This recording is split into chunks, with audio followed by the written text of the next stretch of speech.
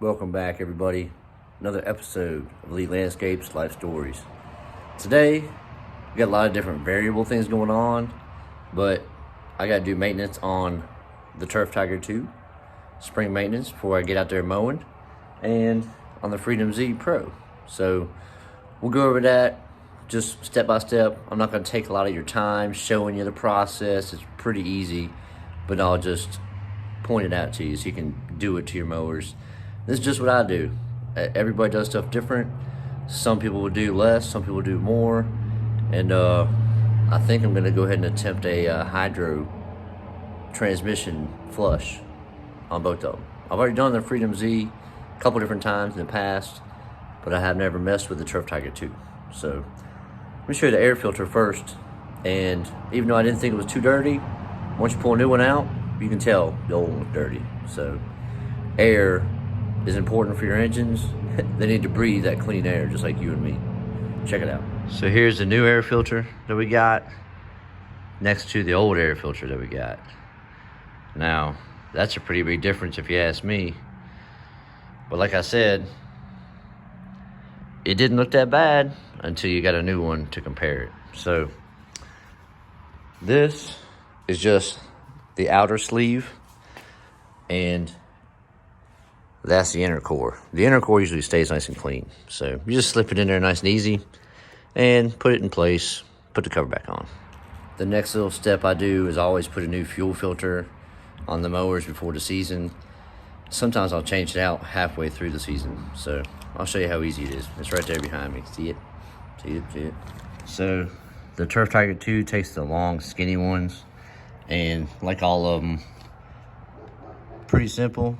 Get some pliers, loosen that up, slide it up the tube, take that off, do the same for the bottom, and make sure you have this one ready to throw in there so you don't lose so much fuel and make a big mess. Keep the hoses pointing up and you shouldn't have any issues, okay? I think. Okay, so we've got the airflow covered, we have the fuel covered, and now what's the third thing you need for engines to run? Spark, fire. So we're gonna replace spark plugs. I do it every season. It's not expensive, good thing to do for the engines.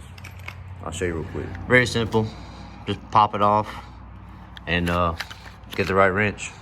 So here we got the old plug and the new plug together. Can't really tell a huge difference, but I guarantee you it needs to be put in brand new. So you can see here on this other spark plug on the other side cylinder that it's been running hot because that tip is really, really white. So always do these things beginning of the season, and if you have any issues with anything at all, it's not expensive to go ahead and check it all out.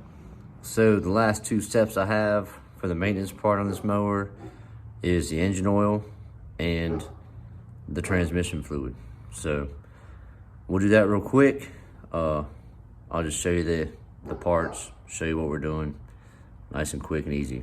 We'll not be wasting time on this because I got a pretty cool surprise coming up that I definitely want to show you guys.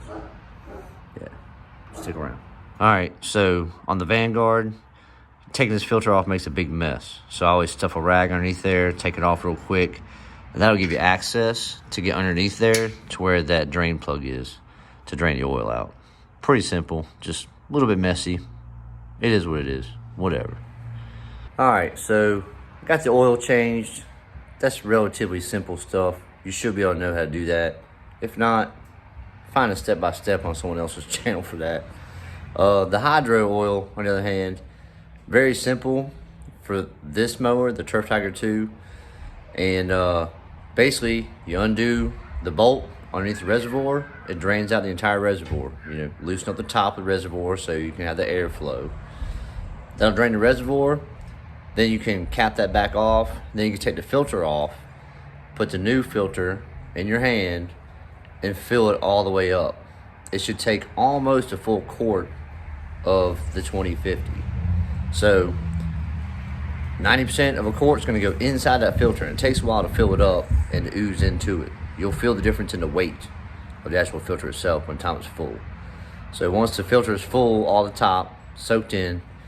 Go ahead, put it on, and now I have it jacked up.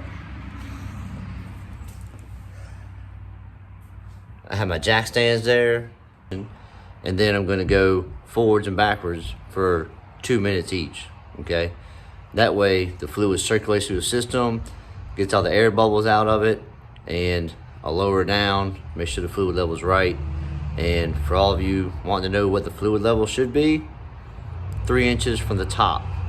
So, you may not like this, but if you're looking for 3 inches, usually it's your middle finger, okay?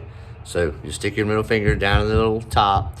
If your little fingertip touches it, that's usually 3 inches in, all right? Whatever. Let's do this real quick. So when you're changing the filter and the fluid on the hydrostat transmissions, when you first start the machine up, you go ahead and just let it sit there and idle for 2 minutes. And that way, I think it purges the filter a little bit, something like that. And then for 5 minutes, you put the throttle up, you go forwards and backwards, forwards and backwards. And not jerking it around like some redneck in the back roads in a truck, all right? Nice and smooth, steady, nice and smooth and steady, all right? So we've already done that, and I'm ready to lower it down off the jack stands, and we're gonna check the fluid level. Make sure it's the 3 inches that it's supposed to be.